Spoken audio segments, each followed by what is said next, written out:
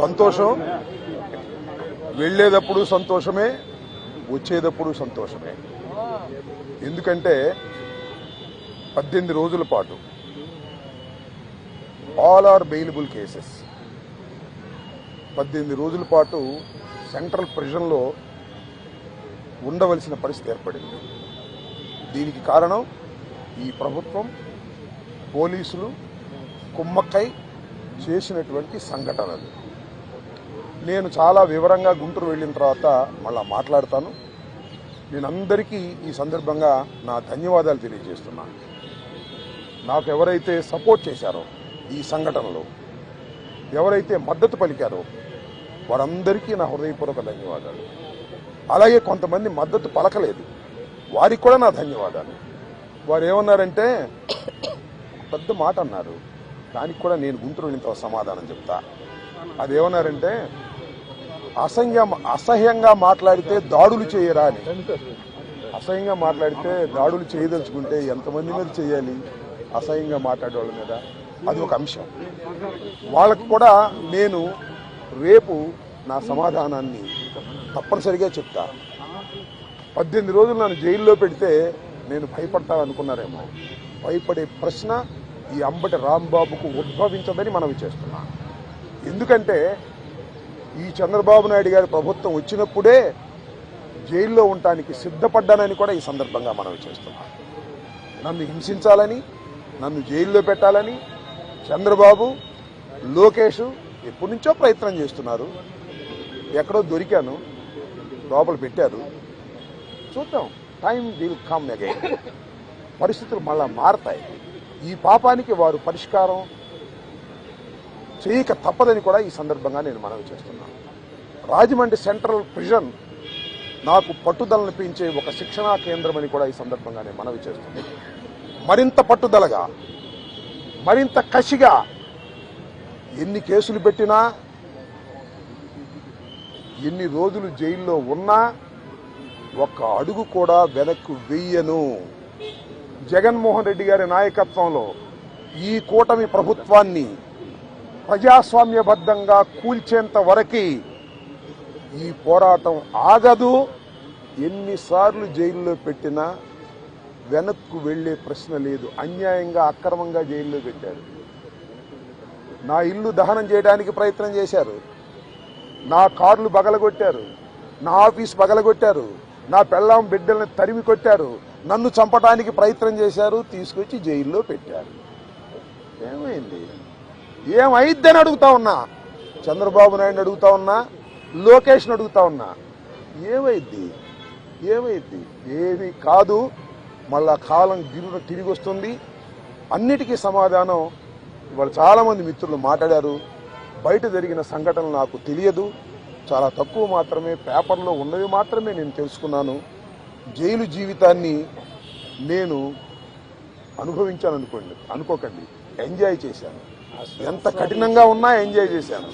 ఎందుకంటే ఒక రాజకీయ స్ఫూర్తితో రాజకీయాల్లోకి వచ్చినటువంటి వ్యక్తిని నేను, పట్టుదలగా ముందుకు సాగే వ్యక్తిని జైల్లో పెడితే భయపడిపోయే వ్యక్తిని అంతకంటే కాదు, మరింత ధైర్యంగా పోరాట పటిమతో ముందుకు వెళ్లేటటువంటి వ్యక్తిని కూడా మనవి చేస్తున్నా. ఎప్పుడు ఎక్కడా తప్పు చేయలేదు. పొరపాటు మాట్లాడితే వెంటనే పశ్చాత్తాపడ్డా. పశ్చాత్తాపానికి మించిన ప్రాయచిత్తం లేదంటారే, మరి ఏమిటి? ఎంతమంది పశ్చాత్తాపడ్డారు? నేను తప్ప ఎవరైనా పశ్చాత్తాపడ్డారా అని అడుగుతా ఉన్నా. సరే, ఏది ఏమైనా టైం విల్ డిసైడ్. ఒకటి మాత్రం నేను చెప్పదలుచుకున్నాను, నాకు ఈ సందర్భంగా సపోర్ట్ చేసినటువంటి వారందరికీ కూడా పేరు పేరున నా హృదయపూర్వక నమస్కారాలు, ధన్యవాదాలు. నా పార్టీ కానివారు కూడా నన్ను సపోర్ట్ చేశారు. దాడులు చేయటం తప్పన్నారు, దాడులు అన్యాయం అన్నారు. ఒకవేళ తప్పు మాట్లాడితే కేసు పెట్టి లోపల పెట్టాలి కదా, ఇంటి మీద దాడి ఏంటి అన్నారు. దాడి చేసిన వాళ్ళకు బెయిల్ వచ్చింది. దాడి చేయించుకున్న నాకు 18 రోజుల తర్వాత బెయిల్ వచ్చింది. ఏం చేయగలిగారు? ఏం చేస్తారు? దేనికైనా సిద్ధపడి రాజకీయాల్లో జగన్మోహన్ రెడ్డి వెంట నడుస్తున్నటువంటి వ్యక్తులం. ఆ రోజు రాజశేఖర రెడ్డి వెంట నడిచాం, ఇవాళ జగన్మోహన్ రెడ్డి గారి వెంట నడుస్తాం, తుదకంటూ నడుస్తాం. బొందిలో ప్రాణం ఉన్నంత వరకు జగన్ వెంట నడుస్తాం. ఏ విషయాన్నైనా, ఎన్ని కుట్రలనైనా, ఎన్ని కుతంత్రాలనైనా ఎదుర్కోవడానికి సిద్ధంగా ఉన్నామని కూడా ఈ సందర్భంగా మనవి చేస్తున్నాను. అందరికీ నా హృదయపూర్వకమైన ధన్యవాదాలు ఈ సందర్భంగా తెలియజేసుకుంటున్నాను. మళ్ళా రేపు వివరంగా గుంటూరులో ప్రతి విషయం గురించి కూడా నేను మాట్లాడతాను. ఇంకేమైనా అడిగితే అడగండి.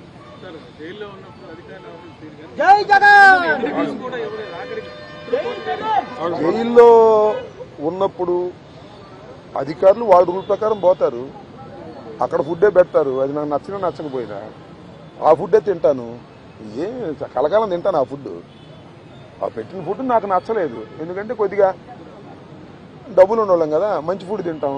జైల్లో మంచి ఫుడ్ కావాలంటే వస్తుందా? కోర్టు వారు నాకు ఆర్డర్ ఇవ్వలేదు. ఓకే, జైలు అధికారులు వారి ప్రవర్తన వాళ్ళది. వాళ్ళు నాకేమో స్పెషల్గా ఏం చూడాల్సిన అవసరం కూడా నేను ఎప్పుడు కోరుకోలేదు, కోరుకోను కూడా. సామాన్య ప్రశ్నలుగానే ఉండటానికి నేను ఇష్టపడ్డాను. కోర్టు ఆర్డర్ ఇస్తే బయట భోజనం తిన్నాం అనుకున్నాం, కోర్టు ఆర్డర్ ఇవ్వలేదు, లోపల భోజనమే తిన్నాం. కొద్దిగా చిక్కినట్టున్నా, అయినా ఏం కంగారేం లేదు, ఏం ఇబ్బంది కూడా ఏమి లేదు. ఆరోగ్యం బ్రహ్మాండంగా ఉంది, ఆరోగ్యం మరింత పట్టుదలగా ముందుకు సాగుతుంది.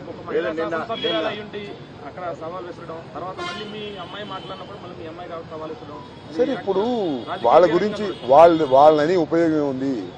చంద్రబాబు మానిటర్ చేశాడు, లోకేష్ మానిటర్ చేశాడు దాడిని. కరెక్ట్గా చెప్తున్నా నేను, చంద్రబాబు లోకేష్ మానిటర్ చేశారు దాడిని. 7 గంటల సేపు నా ఇంటి దగ్గర దాడి జరిగింది. 7 hours పోలీసులు ఉన్నారు అక్కడ. ఇంతకన్నా ప్రజాస్వామ్యంలో ఏం కావాలి చెప్పండి, నాకు అర్థం కాల. 5 గంటలకు వచ్చి 12 గంటలకు వెళ్ళారు. తెలుగుదేశం కార్యకర్తలనండి, దుండగులనండి, దుర్మార్గులనండి, గంజాయి బ్యాచ్ అనండి, పోలీసులందరూ అక్కడే ఉన్నారు. వాళ్ళ సమక్షంలోనే దాడి జరిగింది, వాళ్ళ రక్షణలోనే దాడి జరిగింది. మీ అందరికీ తెలుసు, నేను ప్రత్యేకంగా చెప్పాల్సిన అవసరం లేదు. బట్ నేను 11వ తారీఖున రాత్రి 10:20 నిమిషాలకు నేను అరెస్ట్ అయిన దగ్గర నుంచి ఇప్పుడు వరకు ఏం జరిగిందో బయట ప్రపంచంలో నాకు లిటిల్ నాలెడ్జ్ ఉంది. అంటే పేపర్ నాలెడ్జ్ తప్ప నాకు ఎవరు ఏమీ నాలెడ్జ్ ఇవ్వలేదు. కాబట్టి ఈ నాలెడ్జ్ అంతా తెలుసుకుని రేపు చాలా వివరంగా, చాలా సుదీర్ఘంగా నేను నా ఆవేదననండి, నా కోపం అనండి, నా బాధ అనండి, నా ఆర్గ్యుమెంట్ అనండి ప్రజల ముందు పెడతాను. ఎందుకంటే ప్రజల ముందు ఎందుకు పెట్టాలంటే ప్రజలకు అర్థం కావాలి, నేనేమిటో తెలుసు. అయినా ఇప్పుడు జరిగినటువంటి సంఘటనలో చాలా పత్రికలు రాసినాయి కదా నా మీద, వాటన్నిటికీ ప్రజలకు చెప్పుకోవలసినటువంటి బాధ్యత నాకు ఉంది. కాబట్టి రేపు చాలా క్షుణ్ణంగా చెప్తాను. చెప్పండి. దార్ ప్లాన్స్. ఇప్పుడు నా జోగి రమేష్, అమ్మటి రాంబాబు అని కదా, వాళ్ళ విధానమే వైలెన్స్ లోకి వెళ్లి భయపెట్టాలని ప్రయత్నం చేస్తున్నారు. జైల్లో పెడితే భయపడతాం అనుకుంటున్నారు, ఇళ్ల మీద దాడి జరిగితే భయపడతాం అనుకుంటున్నారు. భయపడ్డారు, నా పిల్లలు భయపడ్డారు, వాస్తవమే కాదని అంటలా. ఇంట్లోకి వచ్చి నా పిల్లలు, నా మనవలు ఉన్నప్పుడు దాడి చేస్తే భయపడతారు ఎవరైనా. పోలీసులు ఏం చెప్పారు తెలుసా మీకు? ఆశ్చర్యపోతారు. సార్ మీరు పారిపోండి సార్, పారిపోండి సార్ అని చెప్పారు.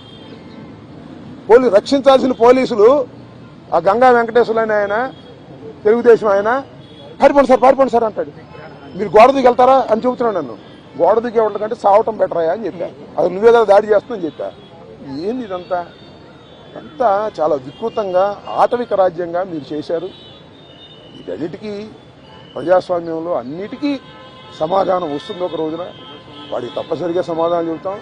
మీరు కేసులు పెట్టి భయపెట్టాలనుకున్నారు, భయపడం, మరింత ధైర్యంగా ముందుకు సాగుతామని కూడా ఈ సందర్భంగా మరోసారి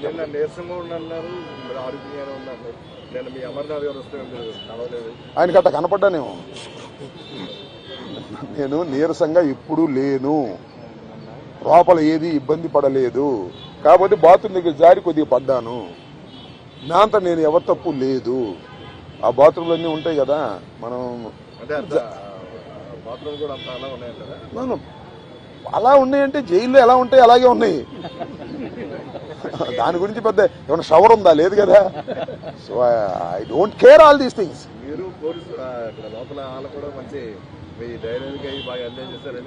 ఐ డోంట్ నో దట్. ఇప్పుడు నేనైతే ఒకటి, ధైర్యాన్ని వీడలేదు, వీడను, ప్రాణాలకి తెగించే ఉన్నాము. ఎందుకంటే పోలీసులను అడ్డం పెట్టుకుని మనుషులను చంపే అలవాటు చంద్రబాబుకి, లోకేష్కి ఉంది. కాబట్టి వీఆర్ రెడీ ఫర్ దాట్. దాని గురించి ఏం కంగారు పడాల్సిన అవసరం లేదు, భయపడాల్సిన అవసరం లేదు. జైల్లో పెడితే భయపడిపోతాం అనుకునే పిచ్చి వాళ్ళు జైల్లో పెడితే మరింత ధైర్యంగా పోరాడతాం అనే విషయాన్ని తెలుసుకోవాలి అనేది నా భావన.